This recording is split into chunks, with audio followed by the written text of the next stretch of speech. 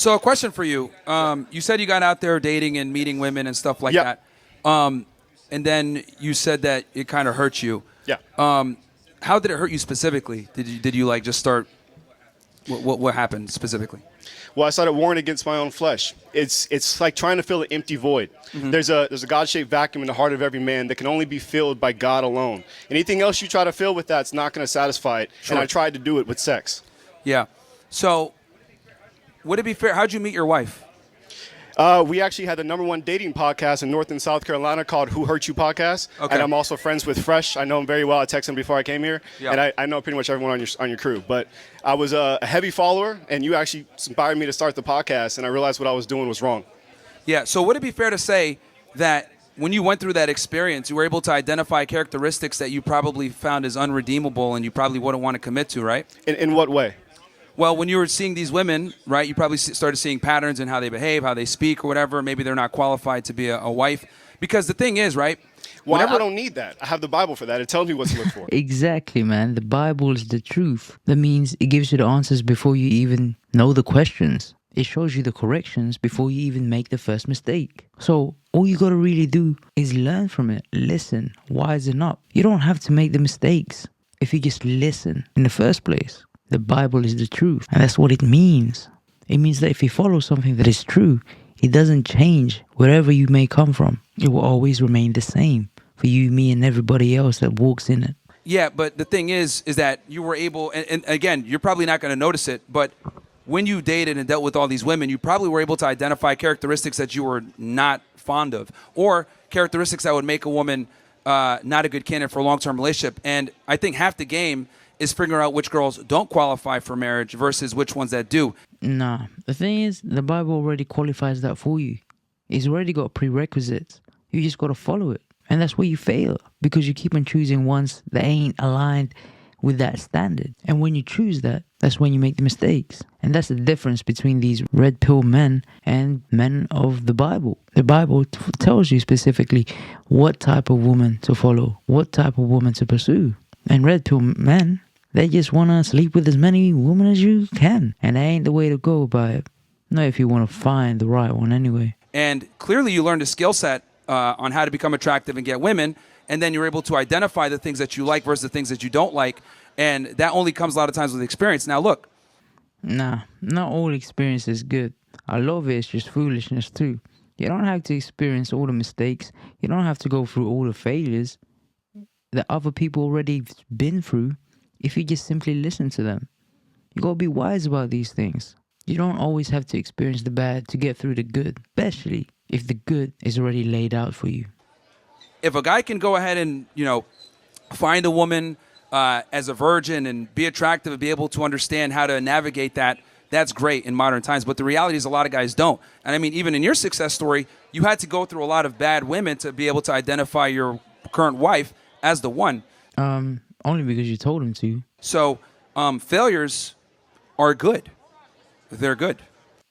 Failure ain't always good. I mean, failure is only good if you're going the right way, because that's resistance. But if you're going the wrong way, then it's ignorance. You can't keep on failing in the wrong way and just keep going at it and not changing anything. No, you have to fail, but only if your heart's in a good place. Only if you're walking in the right path. Then you'll stumble across something that is good. But if you're just failing by sleeping with a lot of women and hoping that you will find the right one, no, my friend, you're going the completely opposite way of where you need to go. And the more you sleep with other women, the more you go that way, the further you get from your goal and the destination you want to arrive to, which is finding the right woman for you. Yeah, failures, failures in the sense of socioeconomic or maybe even relationship failures could be good. But there's a difference with what I'm saying. I'm saying that we're warned against our soul. Jesus Christ commands us to marry one woman. That's it. Sure. And what you were causing me to do was sin against myself. And that's the point I'm trying to get to. It's immoral. Yeah, I mean, you got to to take personal responsibility, bro, because here's the reality. No, I do, 100%. Yeah, so very publicly, I have in front of over that's why- 40,000 people. I've Yeah, done that. Yeah, great. But the point I'm trying to make is I teach guys a skill set, right? If I give you a gun and you shoot yourself in the foot, is that my fault? If I taught you how to properly use it, how to disarm it, disassemble it, how to load the magazine in properly, all that. If I give you the skill set, then you shoot yourself in the foot, right? is that really my fault? No, I just arm you with the skill set. Then you choose what you want to do with it. Now, obviously, No. Look, you ain't just teaching people how to shoot. That ain't the problem.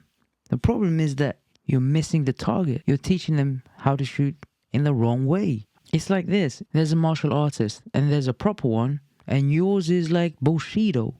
All nonsense. You ain't teaching the proper technique, the form that will get you a victory in a fight. Similarly, that's what you're doing with these type of dating advice. I mean, look at your target. What type of women are you getting? You're really just getting incels to sleep with women as much as they can. And it leads nowhere. Where does it go to? Nothing. You're not teaching men how to be successful, how to pursue great careers and become successful people. No, you're just teaching them how to devalue women by sleeping with them. And in return, devalue men as well by cheapening the experience of love and relationships. So you ain't teaching them nothing. As a matter of fact, you're only teaching them how to fail. You ain't got the answers. And when you're gun analogy, you can't shoot because you ain't hitting the target yourself, meaning you ain't getting married to the right person yourself. Well, you no, wanted to it's go on predatory, you wanted to because men go are toward hurting. an sex escapade, which is, I guess, fine. But the reality is, I armed you with the tools to become an attractive guy, and you utilize that. You can't come back and get mad No, and you say, didn't arm me "Oh, with that. I became attractive when I followed Jesus. That was it. Yeah. oh, Yes, okay." sir. Now That's- it's changing the story. No, I'm not changing any story. It's one thing to be attractive in the sense of gaining sexual partners, but it's a completely different thing to be attractive to someone that wants to marry you and spend their life with you and have kids with you. Those are two completely different sexual attractions. If I walk in here looking like Thor, I'm 6'2" and shredded, obviously I'm going to be attractive to women, but it doesn't mean that that's a relationship that produces value for me and my family. And again, everyone is different, right? For you, it took some time, and you found God, and you shifted. But the reality is, I gave you the skill set, and then you choose what you want to do. That's up to you, and you made that decision, not me. I just taught you what to do, Exactly. Credit. how to do it. It's on me 100%. I'm not placing Okay. blame on you. But what I'm telling you, from someone And here- that and here's listens the other to you, thing, I'm too, trying that to you let gotta know understand. what happens when you speak to people and tell them to do these things. Here's the other thing too. Like, now you're operating with 20/20 hindsight. You went through it. You experienced Correct. it. You That's know. true. A lot of guys need to get their hand burned sometimes to figure out how things work. Yeah, stupid guys, foolish guys. Look, man, you don't need to burn yourself in order to know something is hot. You just gotta touch something, know it's hot, and common sense would tell you if something's hot, don't touch it for that long. Because if you do, you end up burning yourself. Are we digressing so much as a culture and as a society that we don't even know the basic and the most common things? That's it. We've lost. We've gone nuts. We're bonkers now, mate. If something is going wrong, the right mentality would be to change course and get it right. And like I said, you just gotta listen to others before you. If someone walks in and they said, "Don't touch that because it's hot," you will save yourself a ton of time by just listening to them. And you won't have to experience yourself getting burnt because you already listened to their advice. Because let's be Why? honest, men are very stubborn. Why do So- they need to do that? If they find a God-fearing woman, they wouldn't do half the stuff you're talking about. Well, they got. Here's the thing: finding a God-fearing woman in today's day and age is a lot harder said than done.